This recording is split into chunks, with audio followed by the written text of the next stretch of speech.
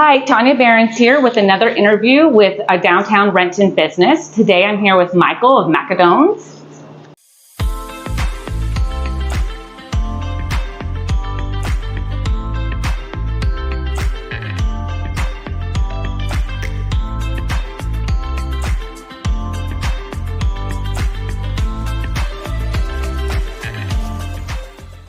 Hi, good morning. Good morning.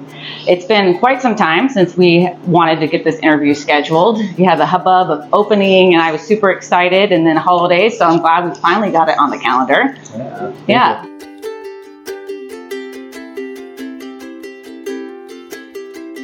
So why don't you tell me a little bit about what made you open Macadons and why you picked Downtown Renton? I decided to open Macadons because I was unhappy with working for other people and kind of like their policies and how they ran their businesses. A big part of why I'm doing the business is to change the things that I didn't like about how businesses are ran. Okay, I completely relate to that as an independent contractor as well. You know, I've went through the corporate structure of things, so maybe for different reasons, but I kind of totally understand wanting to kind of work for yourself and do it the way you want to do it done.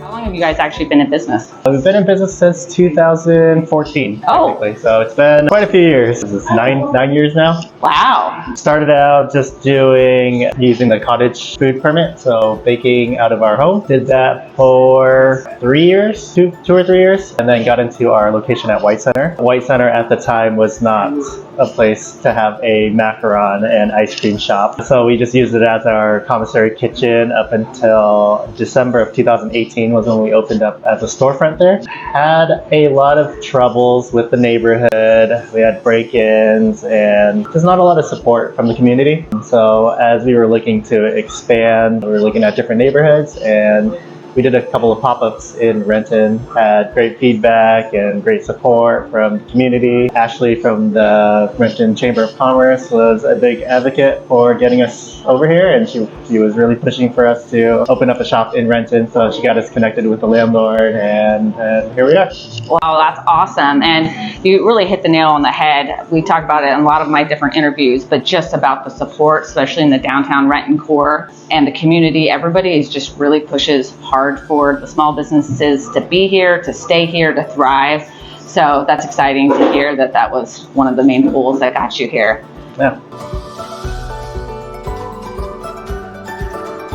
So how has business been? You've been open since what, September probably? Yep. September 2nd was our grand opening here. Business has been great. Great feedback from the community, great support from the other local small businesses that are around. We are getting more and more well known. So yeah, it's been a great decision to move here. Well, you're definitely well known because, like I said earlier, you actually pop up in almost every interview that I do. Restaurants, there's Macadons or something that just Macadons is opening. Like, you know, For the the macaroon place. Macadons. Yeah. If we could just hang on a little bit more. Macadons just opened next door.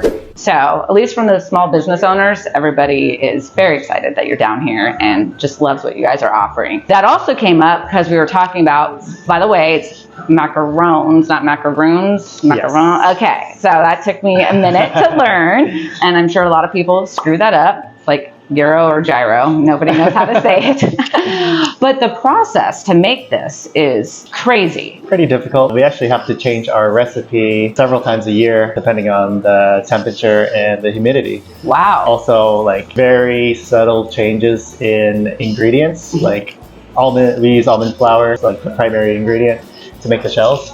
And at different times of the year, sometimes the almond flour will come a little more dry or a little more oily. So depending on the ingredients that we get, we have to tweak our recipe as well. Yeah, that's crazy. I was talking to my designated broker, Jason, at Windermere yesterday. He said that he made them before. He goes, if you literally get just one tiny little thing off the whole, you can't come back from it. So it's definitely a science. How long from start to finish does it take to make? It's about 5 hours. Okay. And that's from when we're mixing the ingredients until we're finished piping them and sandwiching them together. But a lot of people don't know you actually have to age the macarons a bit. Okay. So you wouldn't want a macaron that we made today because it would be too dry. You would bite into it, it would just crumble all over the place. You actually need to age it so that the moisture in the filling will disperse out to the shell. Okay. And it'll get that soft texture that we like. Mm-hmm. And people make macarons differently. It's kind of like a chocolate chip cookie. You Okay. might like yours big, soft, and chewy. I might like mine thin and crispy. So it's just like differences Okay. in how you prefer it. Okay, that makes sense. We were just talking off camera about how you like to support local businesses. What are some of the ones that you support, and is that from ingredients or just things that you actually put into your store as well? Primarily things that we put into our store. We work with Olympia Coffee for our coffee beans. We work with Miro Tea. They're up in Ballard for all of our wonderful tea selections, loose leaf tea selections that we have. We work with Emily with Bright Spot Design. She does greeting cards and enamel pins and stickers. But we also like to invite other local small businesses in to do pop-ups at our shop. So yeah, just trying to support local whenever we can. Yeah, that's great. I've actually noticed, and I don't know if it's just because I'm doing this now that I'm just so much more aware, but there's a lot of pop-ups, and a lot of the places that I've interviewed and gotten to know, they'll do, again, same thing, different pop-ups for everybody around here. So going back to the whole, how so many people support the other businesses in Renton, well, and you're up and down the I-5 corridor, but you know, locally is just, it really makes me happy. I love that.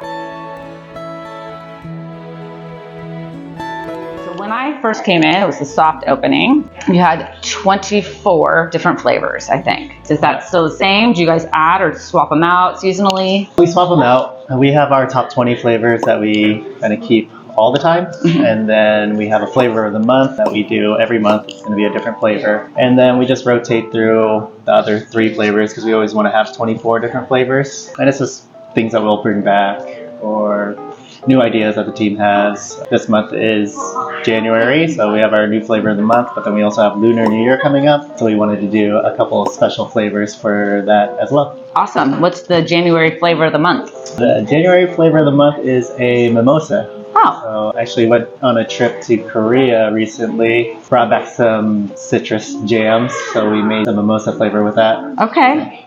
Interesting. Yeah, Is it good? it's great. You'll have to try it for yourself before you leave today. Okay, I will, definitely. So what's also funny is my son, he's 4. Probably don't remember him, but I'm sure I'll put a picture in this interview of him holding all the macarons.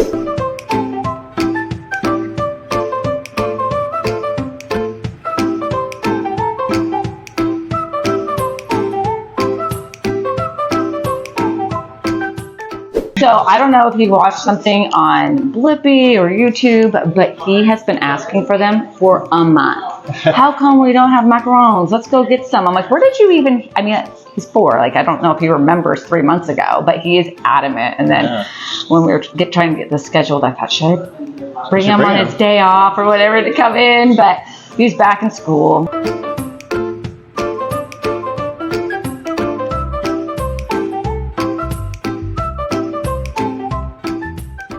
So what would you like the Renton community to know about you guys? Do you guys need anything specifically right now? I would say, like, is there a call to action? How can we support you? How can we continue to make sure that you guys stick around and thrive in the years to come? Just supporting by buying our product. We built this place out to be a community space. We would love for people to stay here longer. A lot of people just come in and buy whatever they're buying and then leave. But we want people to stay and work and have meetings and get to know people or host clubs. You know, like we want some like artists in here to maybe do like a macaron and paint night or, you know, like a knitting group or book club or anything, you know, like we want people to use the space and to connect with one another. We are open pretty late. We're open till 8 p.m. every day. We're closed on Mondays, but we're open till 10 on Fridays and Saturdays. And that's really late for like a bakery cafe. But we want it to be a place where people will think about coming after having dinner so that they can continue their conversations or get to know people a little bit better. That's really great. And it's good to know that because I don't think it's like shifting mindset, right? You're either going to the coffee shop or going to the bar if it's late, right? And so not everybody wants to do that, and they want a different space. So yeah, you should do that paint night. You should plan it, and we'll all come and do the paint night. I think that would be fun. Or I'll get some of my girlfriends. We were actually just talking about doing that for a Galentine's thing. So maybe I'll tell them to come down here and we can have it here as well.